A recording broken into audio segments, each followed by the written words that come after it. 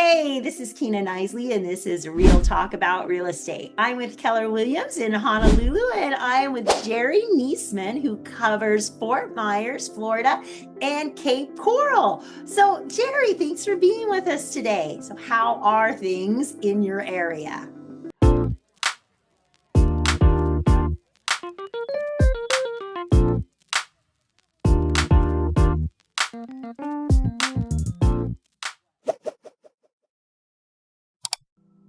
They're fantastic. I mean, as fantastic as it can be when the headlines all say that we have the worst market in the entire United States. Oh, are you worse than Vegas? I just talked to a Vegas agent. They claim to have the worst market. Y'all need to fight for that. I think it's going to get Well, better, right? Isn't your I'm not government gonna claiming get it's the worst market. I'm saying the national headlines say we're the worst market. Personally, Well, listen to I me, don't think guys. so. No, so here's the funny thing about it. That's actually a really good thing because what that means is there's deals. Yes. Now's the time to get, we're seeing a ton of them. I just got a 100K off offer. 100K. Yeah. I mean, it's basically what that means is that our prices have come down more than any other major market in the US. It doesn't mean it's a bad market as in don't buy. Yeah. It means it's a good time to buy because prices have come down. It's rough if you're a seller. Yeah, I was going to say. And bought like, if you bought in 2023 or 2024, then it's rough and trying to resell. I did. I bought a Margaritaville in 22. Yeah, I know. But the thing is, it'll come back. And you know what? We have no intentions on selling it. So right now, so if you bought in, okay. If you bought in 2023 and 2024 and you need to resell, then it's a problem. Most people that bought in 2023 and 2024 don't need to resell though. Yeah. So typically most people don't resell a house within a year or two. It's, 5 to 7 or 10 years. Please. And at that point you'll be fine. So the market will be back up by then. Yeah. I've had a couple that have come back a year or two later and had to sell because of family situations. And I'm just like, it does happen. Yeah. And it's rough when it happens, but it's not super common.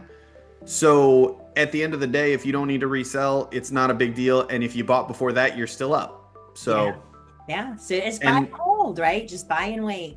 So and the market is, we're seeing the market shift. We're seeing the beginning signs of a shift back now.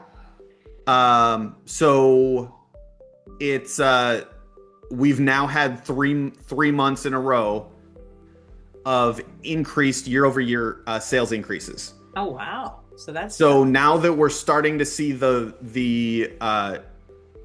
transaction volume increase, that's usually a leading indicator that the market's starting to shift. And so I expect sometime in the next probably 6 months or so, we'll start to see prices kind of turn the corner. Yeah. So now as far as investing, investors can come in and pick up a deal in cash flow in your area, or how is it for short-term or long-term rentals? Yeah, you can cash flow either short-term or long-term, depending on what it is. I mean, obviously we've got to find you a deal. It's, of course, sellers are still trying to get as much as they possibly can. But there are opportunities to be able to get deals that work. Typically it's newer homes because the really tough part, and you guys probably have this too, being, I don't know. You guys don't have hurricanes in Hawaii. No, you impacted us too. You in California, they think we're a friend and we're getting beat up too on the insurance. I think we're taking a hard than you are, because Maui, we're special. We have a hurricane and a wildfire all at the same time, and our expenses have almost quadrupled in some buildings. Yeah. Okay. So you guys have kind of similar situation. And for us, it's the older homes. Mm-hmm. New homes are still, insurance is not that expensive. I mean, of course, it depends on the price range and everything. But if you're buying a typical home that people would buy as as an annual rental. Typically in that like $300,000 to $400,000 range, your insurance is $1,200 a year. Yeah. On a newer home. On on a more expensive property, of course, is going to go up from there. But on a similar priced older home built in the 80s, your insurance is probably $4,000 to $5,000 a year. Yeah. And still in that $300,000 to $400,000 price range. So we're getting hit with, they want new roofs. Yep. They want the roofs replaced. So I just tell sellers, just budget for that credit, or budget, you got to budget for replacing the roof, right? So, but yeah, I mean, people move to Fort Myers and Cape Coral for what's there. I've never actually been there, so. Primarily it's the weather. So there's two things. I mean, the vast majority of our people relocating to Fort Myers, Cape Coral, are coming down from up north somewhere. We're in Florida, so basically everywhere is north for us, except Hawaii. So it's primarily weather, number one, and then no state income tax. Yeah, and your governor's talking about getting rid of those property taxes. Potentially no property tax too. Like, sales tax, property tax. How are you fixing those roads and helping those schools? But none of my business. I will tell you, I pay $1,000 a year property tax on my little house in Florida. I would appreciate it if there wasn't. Right. Yeah. Yeah, I mean, I don't know how he plans on paying for the stuff that property taxes pay for, but if he figures it out, then hey, whatever. I know, I'm all for it. I don't live there. Yeah. So I just have that cute little house there. But so now, is there industry in your area or military? Well, it's called Fort Myers. There's no fort. No, we primarily, it's a big, super popular location among retirees. So we do have a very significant veteran presence, but they're retired, they're retired military. We do have a VA, a big VA facility in Cape Coral, hospital and everything. So it's, so that is right there. And so that is a big draw to Fort Myers and Cape Coral from, because they're right next to each other, for retired military. So we do have a big retired military population, but nothing active duty. I mean, there's a very small Coast Guard, I don't even know what to call it, outpost. It's like, I think there's like 6 guys stationed there. Oh. So we have one too. It's a little bigger than that. Right. So yeah, but there is, they have worked very hard. I mean, it historically, the joke was when, like before we moved down, we moved down in 2010. And for years and years and years before that, the joke was it's the land of the newlyweds and nearly deads. So people would come for their honeymoons. All right, nasty comments. He's kidding. Hey, I didn't make it up. But people would come down for their honeymoons, and they would come down after they retire. No, that's pretty cool, though. I mean, if it's that relaxed, chill. I need to check it out. So. Yeah, so the bulk of our industry has historically been construction and hospitality. However, they have worked very hard in changing that since the recession, since 2007, and bringing more and more companies in. So we have Hertz's worldwide headquarters was relocated. They relocated from up north down to Estero, which is a smaller town in Lee County, just south of Fort Myers. They relocated there. We have a Sony World headquarters. We have a big medical device manufacturing company, Arthrex. Oh, wow. Moved their corporate headquarters down.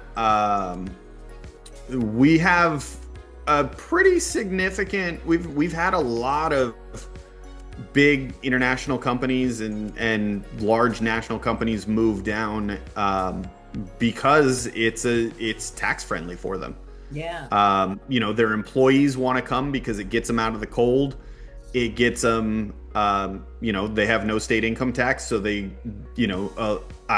quite frankly, the companies a lot of times can get away with a little bit lesser compensation package because the employees don't feel it because they don't pay a state income tax, or the employees get a raise, without getting a raise, just because they get to keep more money in their pockets. So that is a great benefit. Yeah. Yeah. So they have done a very good job of marketing that to businesses to bring people in. Yeah. So what is something you want people to know about your area? What do you tell people when they want to move there? Well, I mean, it's the majority of my clients are retirees or near retirees relocating. That's the bulk of what we do is relocation clients. And so really it's, it's the question of what part of Florida do you want to be in? Because everybody just thinks Florida's a giant beach. So I think everybody lives beachfront here too. I'm like, somebody has to live in the middle of the island. It's not all beachfront. I mean, your background kind of makes it look like it is. I know. That's about a $2.2 million view, though. I don't even have that kind of view. Right. It's Colina. So, right. Yeah. I mean, so the big pull, I mean, of course, because all of Florida has warm weather, all of Florida has no state income tax. So when it comes specifically to Fort Myers and Cape Coral is really well known for boaters.